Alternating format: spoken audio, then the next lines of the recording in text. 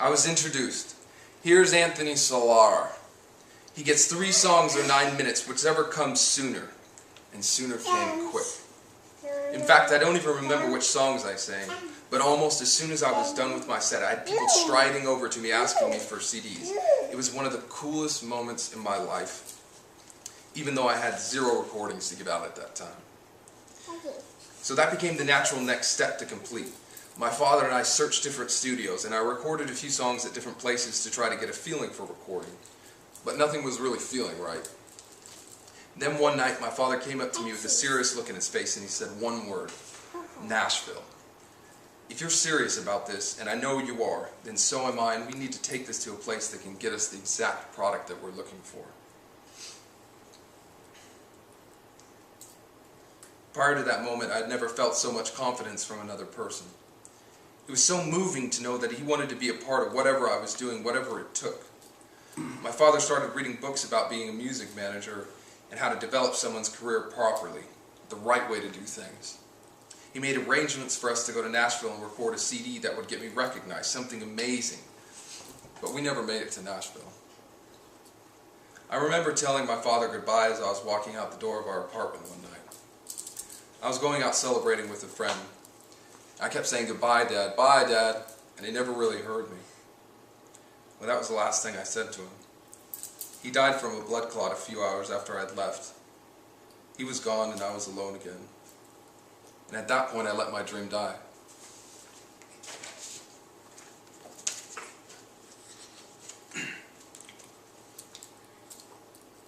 And see, when you experience death, especially someone that's close to you, what happens is it makes you feel like not wanting to do anything at all. And that's exactly what it did to me. I didn't want to deal with anything, especially music, because all music reminded me of at that point was my dad.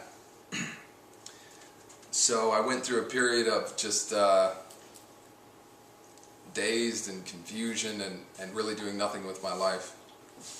I actually was aiding myself in killing the dream, convincing myself to give up because I didn't want to deal with what was associated with music to me. The percentage of people who fail to achieve their goals is actually 70%. And I was close to joining that statistic to become another tossed away goal into the sidelines. But what happened was I realized that my father had put so much effort into something that I wanted to do that I realized one night I needed to pursue it just to honor him, if nothing else. And so I decided to make a video of myself just randomly, kind of like how we do for class. I was sitting on a bed, I played one of my songs, recorded it, and that was it. Well, later on that night, I was watching YouTube and I saw a songwriting contest on there, and it was something for, upload your video for original songs, blah, blah, blah. So I went ahead and uploaded it and forgot about it. And 3 months down the line, I got an email saying, "Congratulations, you're our winner." And I thought it was just spam or something stupid like that and didn't really pay attention to it. Well, I happened to open it up and I won that YouTube contest. I'd won a contest against other amateur musicians across the United States, and it was really amazing. What happened from winning is I got to go play at the NAMM show, which is anyone that has anything to do with music in Anaheim. They all convey to the Anaheim Convention Center, and there's tons of celebrities and everything, and it was actually a dream come true. It was really cool. So what came out of that, ultimately, after completing a CD, I got my songs on TV shows, MTV, NBC, E, Oxygen, Real World, Road Rules, Keeping Up the Kardashians, Bad Girls Club, and most recently, NBC show Parenthood. I started playing at the House of Blues. I won other songwriting competitions. I was featured on a compilation with famous artists, Natalie Merchant being one of them. I started getting radio play at different places, mostly back east. And then I ultimately got a publishing deal too from a boutique place out of London.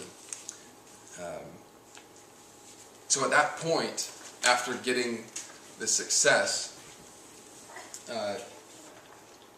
this is a copy of a cover of my CD. It just shows down here. I use it for promo. I'm playing live. It shows that I had music on these different stations.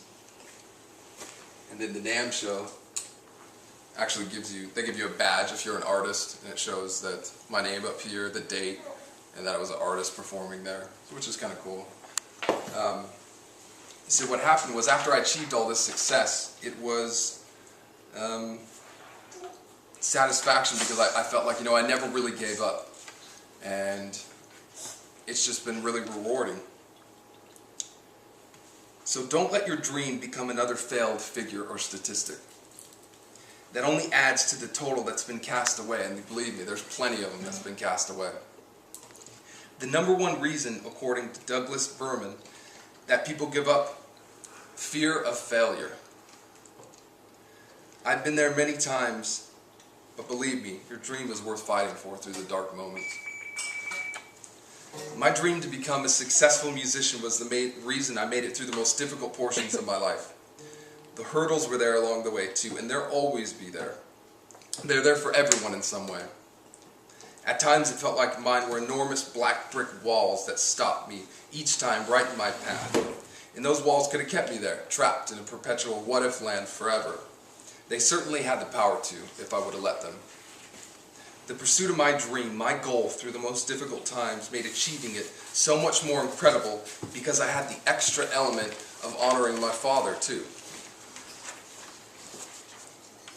Each time I broke down whatever barrier was stopping me, I was proving to myself and my father that I could make it. I could lay my hands on my dream, and I confirmed it through never giving up. Let me let you in on a little secret.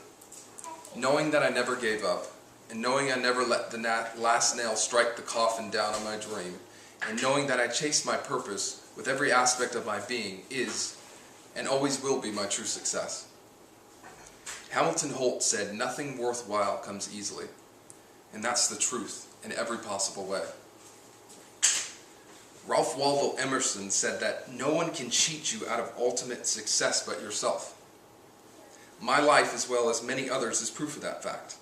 So if you have a dream or a goal or just a wish, there's no way to achieve it